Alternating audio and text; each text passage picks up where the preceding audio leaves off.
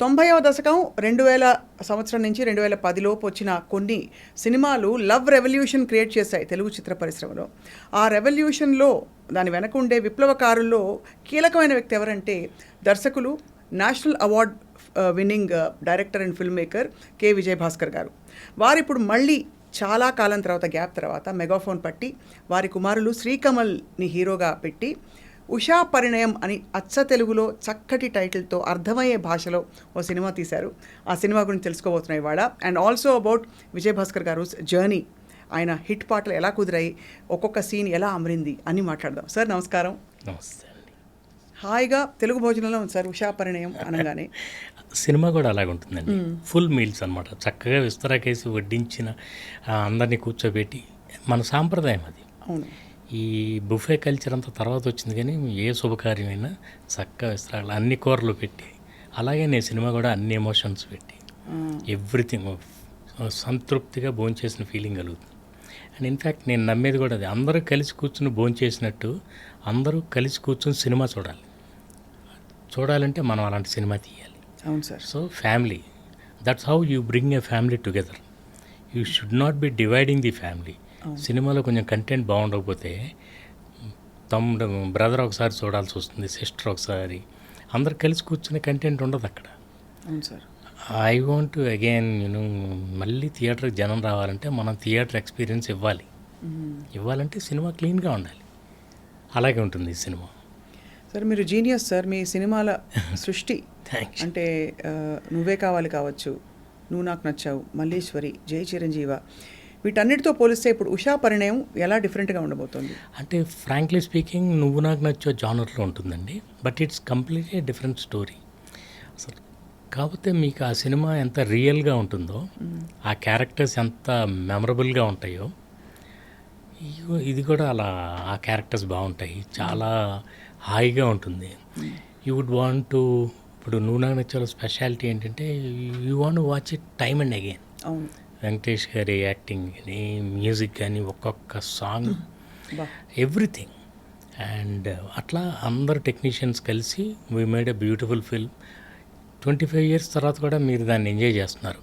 ఇది కూడా అలాంటి సినిమా. నాకు ఇలాంటి సినిమాలు తీస్తే లాంగివిటీ ఎక్కువ ఉంటుందని నా ఫీలింగ్. కానీ లవ్ అనే పదానికి నిర్వచనం బాగా మారిపోయింది ఇవాళ రోజుల్లో. కరెక్ట్. మీరు స్వయంవరం ఆ రోజుల నుంచి తీసుకుని ఇప్పటికి వస్తే సార్, అలాంటి ప్రేమలు ఎక్కడ దాదాపు కనిపించట్లేదని చెప్పాలి. సో మరి ఈ ఉషా పరిణయంలో ఎలాంటి ప్రేమ ఉంటుంది? నేను నిజం చెప్పాలంటే ఈ సినిమాకి మొన్న ప్రెస్ మీట్లో కూడా చెప్పాను, మై డెఫినేషన్ ఆఫ్ లవ్. ప్రేమ అంటే అర్థం మారిపోయిందని కరెక్ట్గా చెప్పారు మీరు. ఇవాళ అమ్మాయిలంటే కొంచెం రెస్పెక్ట్ తగ్గిపోయింది. ప్రేమ అసలు ఎక్స్ప్రెస్ చేయటమే ఆ రోజుల్లో చాలా అసలు కలోజల్, ఎంత కష్టంగా ఉండేదో. అలాంటిది ఈ రోజుల్లో తేలికైపోయింది. నువ్వు ఒక SMS అది చేయటం, ఇంకోళ్ళతో మాట్లాడితే అమ్మాయి మీద దాడి చేసేస్తారా? అవును.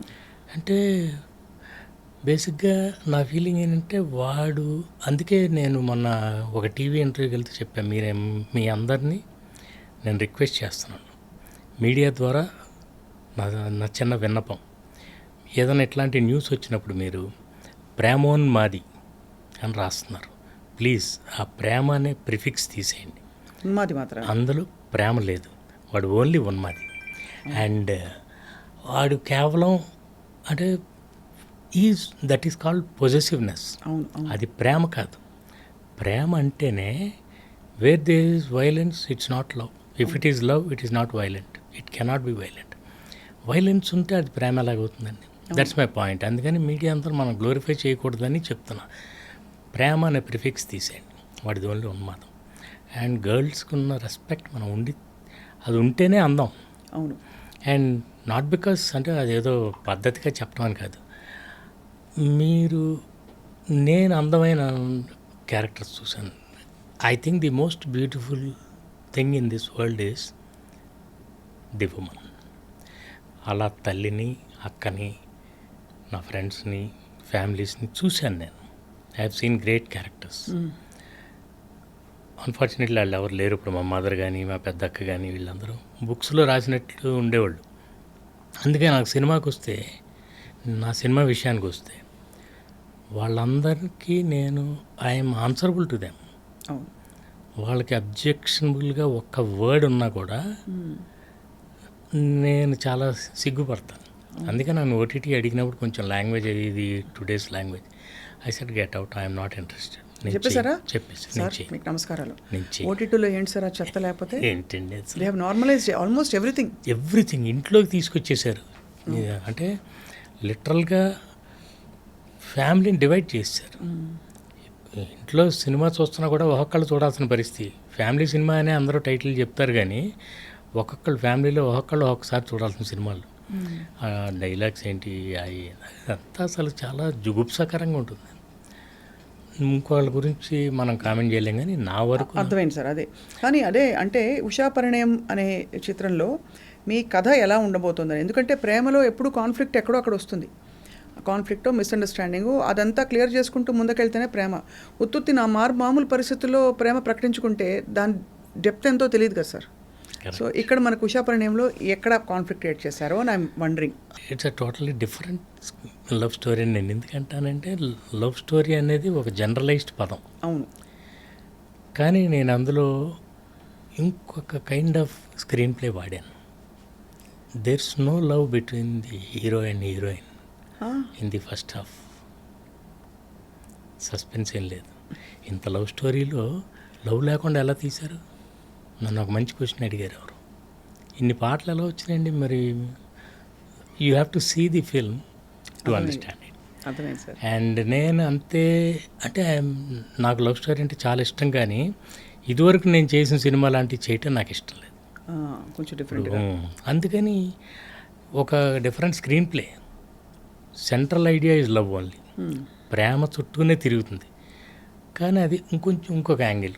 అండ్ అందులో నేను I wanted to make a statement regarding love. Love అంటే ఎంత పవిత్రంగా ఉండాలంటే ఎక్కడో ఒక ఆయన హిందీలో చెప్తారు, ముझे जब पता चला कि उस लड़की की शादी कहीं और हो गई मैंने उस गली में कदम तक नहीं रखा అని ఏ భీ ప్యార్ కర్నే కా ఏక్ అందాజ్ హై అంటే.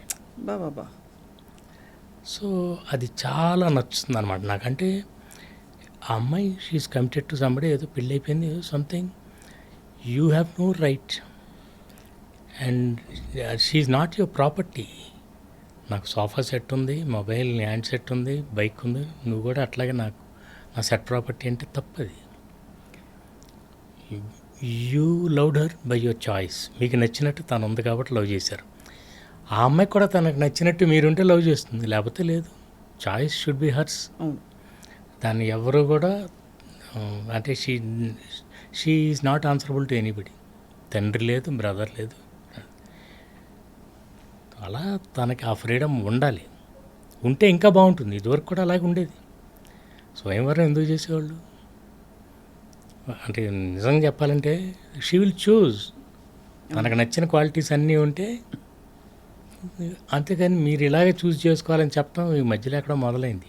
అసలు నా ఫీలింగ్ ఏంటంటే, మీరెవరికి గమనించిన సామెత చెప్తాను నేను, మామూలు సామెత. అబద్ధాలు ఆడితే ఆడపిల్లలు పుడతారంటారు, దుర్మార్గులు వాళ్ళంతా. ఒరిజినల్ సామెత ఏంటంటే, అంటే అమ్మాయి అంటే ఐశ్వర్యం. ఒక గర్ల్ ఒక ఇంట్లో ఐశ్వర్యం, లక్ష్మీదేవి అని మనం ఎందుకంటామంటే అంటాం కాబట్టి. మీరు అబద్ధాలు ఆడితే అమ్మాయిలు పుట్టరు. అది కరెక్ట్. అది ఒరిజినల్.